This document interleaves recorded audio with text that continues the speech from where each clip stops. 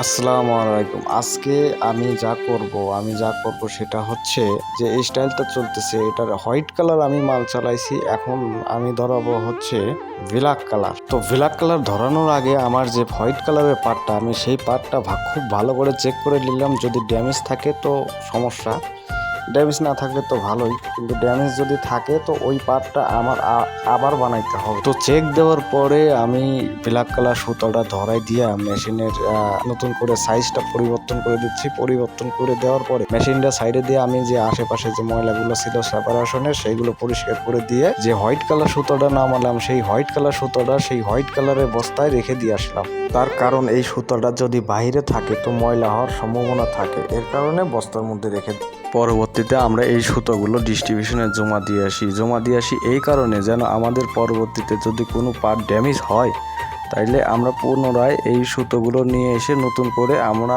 এই ড্যামেজ পার্টটা নতুন করে বানিয়ে দিই।